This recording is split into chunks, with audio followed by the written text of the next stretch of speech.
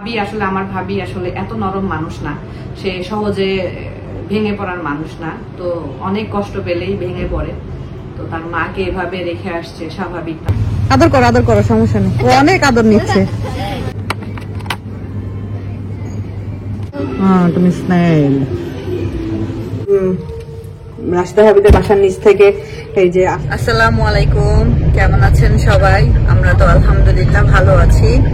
এখন ঠিক বাজে 7:45 মতো, আর আমরা একটু বের হয়েছি আমাদের বাসার পাশে একটু সবজি কিনতে হবে টুকটাক। বাসার সবজিগুলো শেষ হয়ে গেছে, অল্প স্বল্পই কিনবো, কারণ সামনে তো ঈদের সময় তো এক নাগারে খালি গরুর গোশই খাওয়া হয়। যদিও বা গরুর গোশটা আমার খুব একটা পছন্দের খাবার না, অনেকের আছে খুবই পছন্দের। আমি খাই, ওই 2-1 এরকম খাই। আমি এর চাইতে বেশি আমি খাইতে পারি না, আমার ভালো লাগে না। আমার চিকেনটাই সবচেয়ে বেশি ভালো লাগে। তো এখন টুকটাক একটু সবজি টবজি কিনবো। তারপরে আমার বড় ছেলের একটা ইম্পর্টেন্ট জিনিস কিনতে হবে, সে পায় না, তার আসলে দরকার এটা। এখন সে বড় হয়েছে, তার তো অনেক রকমের চাওয়া পাওয়া থাকে। তো এই যে বলেই দিলেন একটা ঘড়ি। তো ঠিক আছে, চলেন যাই তাহলে। তো আমরা চলে আসছি আমাদের পুরাতন বাসার পিছনে একটা সবজির শপে। এটা না, আপনি ক্যারট নিয়ে নিছ? ও বাবা, যে এটা বাবা পচা, এটা ভালো না বাবা, আমরা ভালো ক্যারট নিব। এটা রেখে দাও মা, এটা পচা। যার যেটা পছন্দ সে সেটা নিয়ে নিচ্ছে। তো এই দোকানটাতে আমরা সব সময় আগে এখান থেকে বাজার করতাম। এটা খুব চিপে সবজি টবজি পাওয়া যায় আর কি। তো একটা চাল কুমড়া নিলাম চাক ভাজি খাওয়ার জন্য। চাল কুমড়া চাক ভাজি খুব মজা লাগে খেতে। আর চলো দিকে নেই, ফ্রুটস গুলো অনেক ভালো, অনেক মজার খেতে।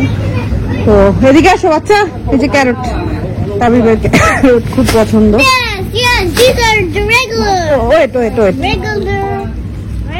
তো ক্যারট নাও, দাঁড়াও সে ক্যারটটা একদম এক্সাইটেড হয়ে গেছে, কি করবে বুঝে পাচ্ছে না। তো আমরা একটু ফ্রুটস নিব। হ্যালো বেবি, থাক তুমি ক্যারট নাও, বাবার সাথে বাবাকে ক্যারটে হেল্প করো। আমরা আমি একটু নিব, পেয়ারা নিব, তরমুজ দেখি একটু তরমুজ কেমন সাইজের, কেমন কি আছে, হলে একটু তরমুজ নিব। ওয়াটারমেলন না, ইয়েলোটা নেওয়া যাবে না, তরমুজটা তো খাওয়া হয়, গরম তো প্রচুর গরম করতেছে। আচ্ছা, এরকম করে হাত দিয়ে তরমুজের কি বুঝে আমি কিন্তু জানি না কি বুঝে। তো এটাকে বলি হাফ করে দিতে। এখানকার তরমুজগুলা ভালোই, খারাপ না। আপনাদের ভাইয়াকে বলি এটা নিতে, এটাকে হাফ করে দিতে। এটা মনে হচ্ছে দেখে মজা হবে। বেবি, পেয়ারাগুলার এরকম বাজে অবস্থা কেন? এখানে পেয়ারাগুলো তো ভালো, আমার বাচ্চারা পেয়ারা খুব পছন্দ করে, কিন্তু পেয়ারাগুলোর অবস্থা তো খুব একটা ভালো না, করুন পেয়ারাগুলোর অবস্থা। আর এখানে আজকে আসলাম ভালো সবজি পাবো ভেবে, তো ওই সবজি তো তেমন দেখি না। এদিকে আসো,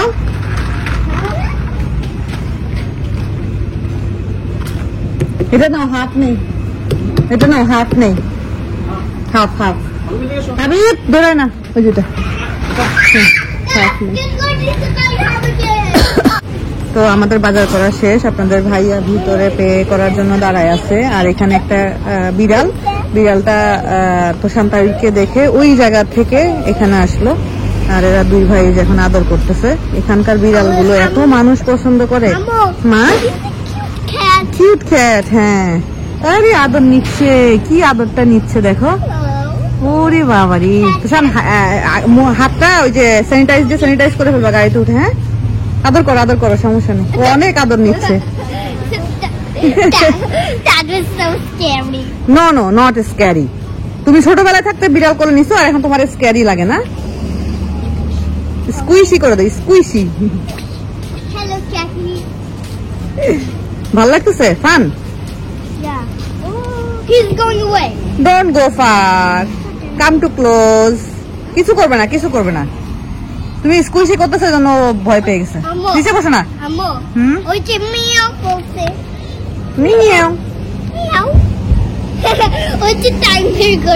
ওকে, হয়েছে, আর থাক, আর করতে হবে না।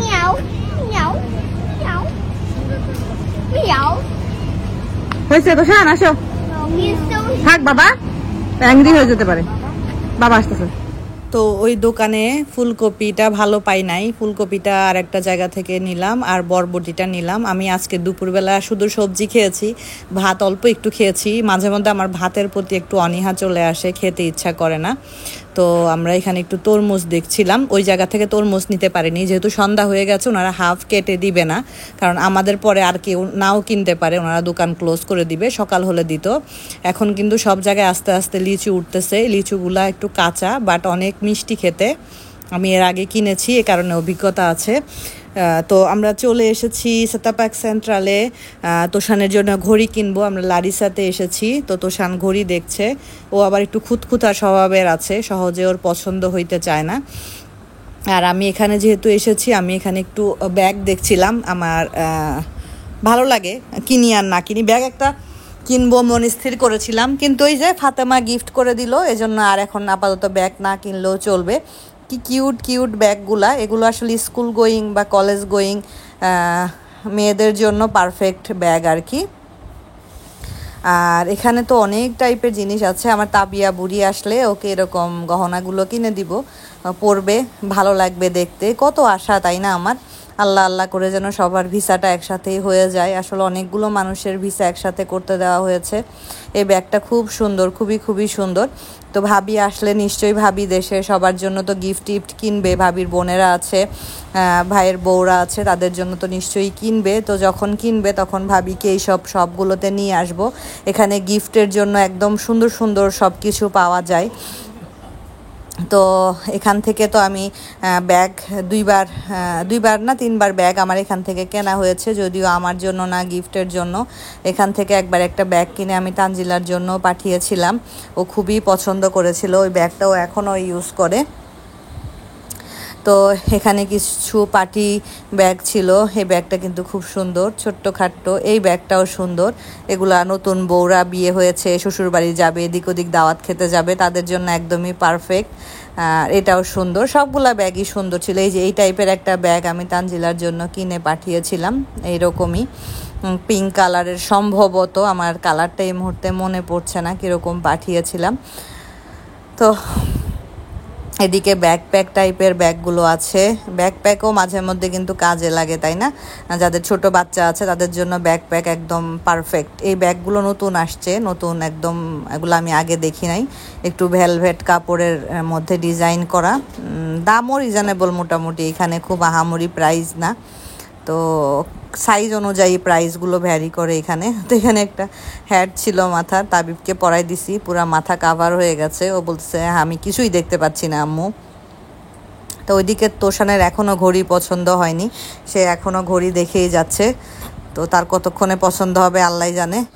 এই যে এখানে কিছু জুয়েলারি দেখছিলাম আমি, ছোট ছোট কানের দুল, এত সুন্দর কানের দুলগুলা, হারে আগে তো এগুলা পরতাম, অনেক পরতাম, এখন তো এগুলা পরাই হয় না। গোল্ডের যে একটা কানের মধ্যে ঢুকাইছি সেটাই আছে। তোষান কয়টা ঘড়ি যেই পর্যন্ত ট্রাই করলো, তার একটাও পছন্দ হচ্ছে না, মানে সে মানে ওইটা রেখে এটা রেখে ওইটা, মানে বিরক্ত হয়ে যাওয়ার মতো অবস্থা আর কি। তা আমি ওর বাবাকে দায়িত্ব দিয়ে দিয়েছি, তোমার ছেলের ঘড়ি তুমি আর তোমার ছেলে মিলে পছন্দ করো। এটা দেখেন, দুই কানে দুই রকম, এটাও খুব সুন্দর, এই কানের দুলটাও খুবই সুন্দর। এগুলোর প্রাইসও কিন্তু খুবই রিজনেবল প্রাইজের মধ্যে ছিল এগুলা। কানের দুল যদি পরতাম তাহলে অবশ্যই এক জোড়া কানের দুল আমি নিতাম, এবং কোনটা নিতাম সেটা আমি আপনাদেরকে দেখাচ্ছি, দাঁড়ান, কারণ প্রতিটা কানের দুল, এই যে এই কানের দুলটা আমার খুবই ভালো লেগেছে। তোমার ঘড়িটা দেখাও সবাইকে। তোষানের ড্রিম ওয়াচ নাকি তোষান? জিশকের ওয়াচ নাকি তোষান? জিশক কিনছো নাকি তুমি? লুক এট তাবিব, কি এটা? Chewing gum. তো তোষানের ঘড়ি কেনা শেষ, আমরা এখন বাসায় যাব। বাসায় যাওয়ার আগে একটু শাহেদ ভাইয়ের সাথে মিট করতে হবে, প্রিন্সদের বাসার নিচে, কারণ ভাই আজকে মাছ ধরার অভিযানে গিয়েছিল সে রাব্বানি ভাইয়ের ফার্মে। আজকে তো বিকালের দিকে গেছিল ভাই, আপনাদের ভাইয়া তো অফিস ছিল, আপনাদের ভাই যেতে পারেনি। তো ভাই আজকে ভালোই মাছ টাছ পেয়েছে, যেহেতু বিকাল বেলা গেছে, মাছ ভালোই পাইছে। তো মাছ তো নিব না, সেটা তো বড় জিনিস না, আমার জন্য পেঁপে আর হলো কচুর শাক পাঠাইছে, তো সেটা হলো রিসিভ করব। রাফি ভাইও গেছিল, তো রাফি ভাই আমার জন্য পেঁপে আর হলো কচুর শাক পাঠাইছে আর কি। এই তো আমরা বাসায় চলে আসছি। তো আসার সময় রাস্তা ভাবিতে বাসার নিচ থেকে এই যে আসলাম। তো ভাই আজকে এখানে মাছ ধরতে গিয়েছিল, তো আজকে অনেকগুলা মাছ পাইছে। ওই দিনকে তো তোর সঙ্গে একটা মাছ পাইছিল, তো ভাই আজকে মাছ ধরতে গিয়ে অনেকগুলি পাইছে। এটা একটা বিশাল বড় তেলাপিয়া, প্রায় 600 থেকে 700 গ্রাম হবে এই তেলাপিয়াটার ওজন। তো এরকম ভাই 4টা তেলাপিয়া পাইছে। এই 2টা বড় বড়, একটা রাফি ভাইকে দিয়ে আসছে, একটা আমাকে দিল, আর 2টা ভাইয়ের কাছে, ওগুলো ছোট ছোট। আর একটা হলো শোল মাছ পাইছে। আর রাফি ভাই আবার আমার জন্য ওই রাব্বানি ভাইয়ের ফার্ম থেকে কচুর ডগা আর হলো পেঁপে পাঠাইছে। তো এই যে এটাকে এখন ভাবতেছি জাস্ট শুধু কাটাগুলা কেটে পেট থেকে ময়লাটা বের করে রেখে দিব। কালকে রান্না করব বা বারবিকিউ করব। তবে বারবিকিউ করার ইচ্ছাটাই বেশি, কারণ এই তেলাপিয়া মাছের বারবিকিউ খেতে মজা লাগবে, ফ্রেশ তেলাপিয়া মাছের বারবিকিউ। তো কাটাটা কেটে, কাটাটা কি সুন্দর দেখেন, খুব সুন্দর একটা কাটা, ভাল লাগছে দেখতে। কাটাটা কেটে পেট থেকে ময়লাটা বের করে মাছটাকে ফ্রিজে রেখে দিব। আর দেখাই, আমরা তো বাজারঘাট করে নিয়ে আসলাম টুকটাক। আর হলো এই যে কচুর ডগা আর পেঁপে, ওখানে বললাম না একটা গাছ মনে হয় ঝড়েই পড়ে গেছে, সেই গাছের পেঁপে, 3টা পেঁপে আছে এখানে। আর আছে এই যে কচুর ডগা, এই যে এইটুকু কচুর ডগা আর কি, শাক তেমন নাই, ডগাই আছে। তো এটা তো আর এখন কিছু করব না, এটা কালকে ইনশাল্লাহ, আশা করি কালকে ইনশাল্লাহ এটাকে রান্না করব। এক টুকরা ইলিশ মাছ আছে ফ্রিজে, ওইটা দিয়ে ইনশাল্লাহ কালকে রান্না করে ফেলবো ডগাগুলোকে। যে তো ঠিক আছে, এখন আমি মাছটাকে যে কোনো একটা কিছু করি। আর এগুলো এখন একটু তুলে রাখি, তরমুজটা, তারপরে তোষানের বান, তারপরে হলো ব্রাউনি কেক, এগুলা তাবিদ কি জানি নিল, রিসিপ্ট গুলা ফেলি দিয়ে এগুলো একটু করে তারপরে যে ফ্রেশ ট্রেশ হবো, আগে এই কাজগুলো শেষ করি।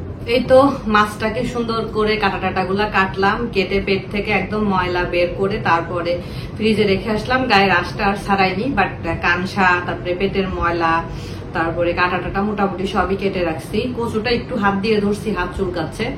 তো কালকে মাছটাকে একটু অন্যভাবে কিছু করার ইচ্ছা আছে, নর্মালি রান্না না, দেখা যাক কি করা যায়, আল্লাহ ভালো বলতে পারবে। তো এখন হলো ফ্রেশ হব, তার আগে ভাবলাম আপনাদের সাথে কথা বলে ভিডিওটা শেষ করি।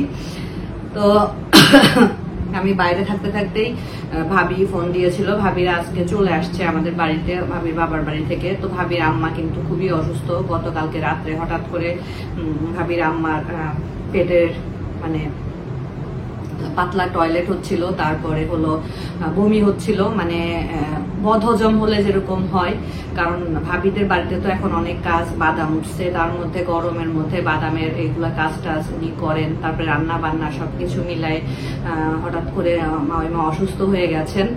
তো খারাপ লাগছিল, ভাবি ফোন দিয়ে ভাবির মানে মন খারাপ, এটা বুঝাই যাচ্ছে। ভাবির সাথে কথা বলে বুঝতেই পারলাম যে ভাবির মনটা অনেক খারাপ, অনেক কষ্ট পাচ্ছে। স্বাভাবিক, মাকে অবস্থায় রেখে আসছে, আবার এদিকেও আসতে হবে, কারণ আমাদের বাড়িতে কোরবানির গরু টরু কেনা হবে, ভাইয়া ছাড়া তো সম্ভব না।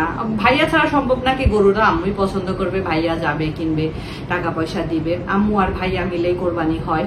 আম্মু কোরবানি দেয় আলহামদুলিল্লাহ। আম্মু আব্বু মারা যাওয়ার পর থেকে, আগে তো দিতই, আব্বু মারা যাওয়ার পর থেকেও আম্মু কোরবানি দেয় আলহামদুলিল্লাহ। আম্মুর একটা ভাগ, একটা বা 2টা ভাগ আম্মুর থাকেই থাকে সব সময়। তো কোরবানির গরু কিনতে হবে, তো এই কারণে চলে আসছে। তো স্বাভাবিক, আমার ভাবির জায়গায় আমি হলে আমারও মন খারাপ হতো। আমার মার সাথে যদি এরকম কিছু হতো আর আমার মাকে যদি ফেলে আসতে হতো, আমারও অনেক মন খারাপ হতো। তো আমরা নিজেকে যদি একজনের জায়গায় দাঁড় করাই, তাহলে কিন্তু আমরা বুঝতে পারি যে আসলে কষ্টটা কাকে বলে। তো আমার আম্মুর তো এখন কিছু হলেই আমার কলিজার মধ্যে গিয়ে লাগে। আগে আম্মুর অসুখ টসুখ হলে আমার আসলে সত্যি কথা, যখন আব্বু বেঁচে ছিল আমার অতটা কিছু মনে হতো না, মনে হতো হালকা পাতলা অসুখ হয়েছে। কিন্তু এখন যদি আম্মুর শুনেছি যে আম্মুর হালকা বুকে ব্যথা বা আম্মুর খারাপ লাগছে, এটা শুনলেই আমার দুনিয়া ওলট পালট হয়ে যায়। কারণ ওই যে একজনকে হারাইছি, একজনের হারানোর কষ্ট তো আছেই। আর একটা মানুষই আছে দুনিয়াতে যার সাথে সুখ দুঃখ সবকিছু শেয়ার করতে পারি, যে হলো আমার জীবনের সবচাইতে আপন একটা মানুষ, আমার মা। তো এই মাকে কষ্ট পেতে দেখলে আসলে আমার ভালো লাগে না। আমার মা কষ্ট পাবে এটা আমি চিন্তা করতে পারি না, আমার চিন্তা করলে কেমন জানি লাগে।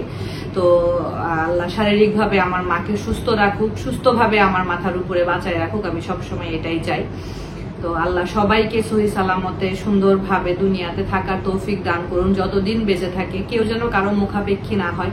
কারণ আমার আব্বু না সব সময় বলতো, আল্লাহ আমি যেন হাঁটতে হাঁটতে দুনিয়া থেকে চলে যাই। আব্বু শেষের 7 দিন একটু কষ্ট হয়েছে আব্বুর হাঁটতে, তারপরে আব্বু হাঁটতে পারতো, এমন না যে হাঁটতে পারতো না। এভাবে আব্বু দুনিয়া থেকে চলে গেছে। ওই বিছানায় পড়ে থাকা, কারণ আমার দাদি কিন্তু অনেক বছর বিছানায় পড়েছিল। যারা টানে তাদেরও কষ্ট, যে বিছানায় পড়ে থাকে তারও কষ্ট। সো এটা আসলে অস্বীকার করার কিছু নাই। কারণ আমি মেয়ে হয়েও এক সময় দেখা যেত যে সেবা করতে করতে বিরক্ত হয়ে যেতাম, সেখানে ছেলের বউরা করবে এটা তো আশা করাই ভুল।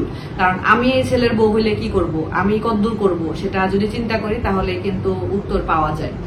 তো এই কারণেই বলি যে আল্লাহ সুস্থভাবে মাথার উপরে বাঁচায় রাখুক। আমার মা যেন ওই যে বিছানায় পড়ে থাকা, কারো মুখাপেক্ষী হওয়া, এটা যেন না হয়। আমি বলবো এটা, আমি আমার মা কেন, এটা কারো ক্ষেত্রে যেন না হয়। আল্লাহ যেন সবাইকে সুস্থভাবে সহি সালামতে দুনিয়া থেকে নেয়। আমার শাশুড়ি, আমার শ্বশুর সবসময়ই বলে আল্লাহ যেন কখনো কারো মুখাপেক্ষী না করে। কারণ বিছানায় পড়ে থাকার কি কষ্ট সেটা যে পড়ে থাকে সেই জানে। আমি আমার দাদিকে খুব কাছ থেকে দেখেছি, দাদাও বিছানায় পড়েছিল 3 বছর, দাদিরটা খুবই কাছ থেকে দেখেছি। দাদি মানে খুবই মন খারাপ করতো, তার অর্ধেক শারীরিক অসুস্থতা শুধুমাত্র সে বিছানায় পড়ে আছে, উঠে বসতে পারছে না, এটার জন্য থাকতো তার। আমার দাদিকে আল্লাহ বেহেশত নসিব করুন, মারা গিয়েছে। আর এবার দেশে গিয়ে দাদিকে দেখার সৌভাগ্য আমার হলো না। অনেক আদর পেয়েছি দাদা দাদির কাছ থেকে, অনেক, যেটা বলে শেষ করা যাবে না।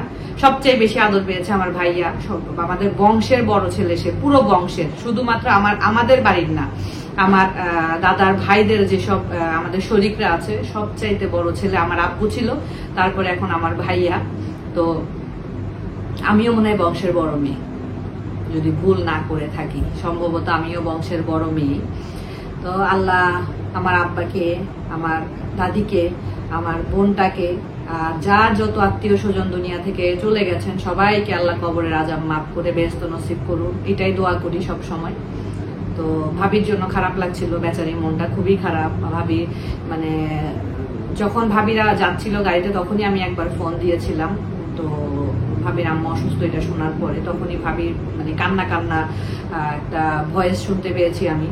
তো আমার ভাবি আসলে এত নরম মানুষ না, সে সহজে ভেঙে পড়ার মানুষ না। তো অনেক কষ্ট পেলেই ভেঙে পড়ে। তো তার মাকে এভাবে রেখে আসছে, স্বাভাবিক তার কষ্ট লাগছে। তো সবাইকেই আল্লাহ ভালো রাখুন এই দোয়া করি। আজকের মতো বিদায় নিচ্ছি, ভালো থাকেন, সুস্থ থাকেন। অবশেষে রাফি ভাই অনেক ধন্যবাদ, অনেক অনেক ধন্যবাদ। ভাই কষ্ট করে প্রচুর ডগা, তারপরে হলো পেঁপে, এগুলো পাঠিয়েছেন। শাহেদ ভাইকেও ধন্যবাদ, ভাই মাছ ধরেছে, সেখান থেকে আমাদেরকে রাফি ভাইকে দিয়েছে। আলহামদুলিল্লাহ, আলহামদুলিল্লাহ। তো আজকের মতো বিদায় নিচ্ছি, আল্লাহ হাফেজ।